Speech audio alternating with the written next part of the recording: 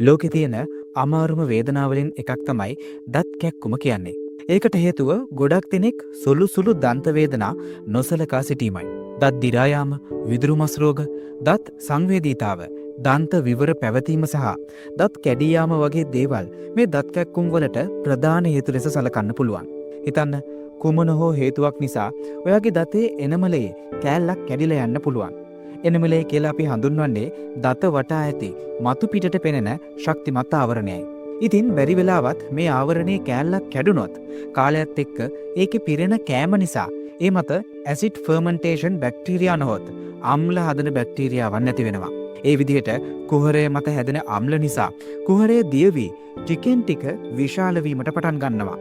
මේ ක්‍රියාවලිය දිගින් දිගටම සිදුවීම නිසා එනමලය හරහා දන්තීනය දක්වාද හැරී ගොස් අවසානයේ දන්ත සංවේදී ස්නායු ඇති කල්ක කුහරය දක්වාම එය විශාල වෙනවා.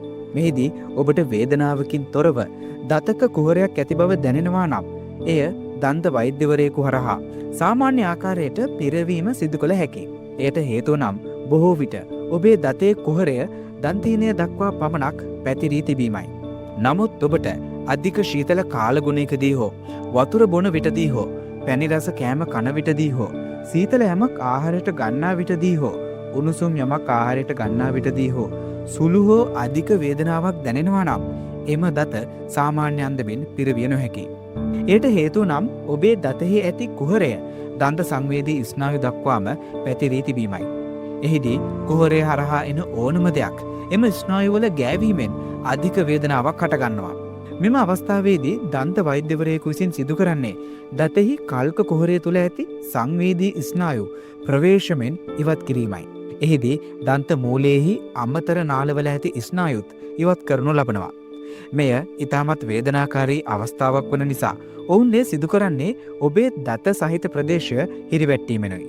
මෙම සම්පූර්ණ ක්‍රියාවලිය කඩින් කඩ දින 2ක් හෝ 3ක් ඇතුළත සිදු කරනවා. මේ ආකාරයෙන් ඔබේ දත සම්පූර්ණයෙන් පිරිසිදු කිරීමෙන් අනතුරුව එය දන්ත මූලයන් දක්වාම සම්පූර්ණයෙන්ම පිරවීම සිදු කරනවා. ඒ ආකාරයෙන් ඔබේ දත ඉතිරි වී වේදනාව සම්පූර්ණයෙන්ම පහව යනවා. මේ හඳුන්වන්නේ නර්ව් ෆිලින් යන නමිනුයි. නමුත් ඔබේ දතේ කුහරය නැවත පිරවිය නොහැකි තරමින් විශාල වී ඇතනම් දන්ත වෛද්‍යවරයා විසින් සිදු කරන්නේ එය ප්‍රවේශමෙන් ගලවා දැමීමයි. ඉතින් ඔබට ඔබේ මුඛ සෞඛ්‍ය ආරක්ෂා කර ගැනීම සඳහා දත් නිතිපතා මැදීම, මුඛ සේදුම් භාවිතා කිරීම, නිතිපතා දන්ත පරීක්ෂා කිරීම සිදු කිරීම, සීනි සහ ආම්ලික ආහාර පරිභෝජනය අඩු කිරීම, යම් යම් දේවල් ගැලවීම සඳහා දත් මෙවලම් ලෙස භාවිතා නොකර සිටීම වැනි දේවල් සිදු කරන්නට පුළුවන්.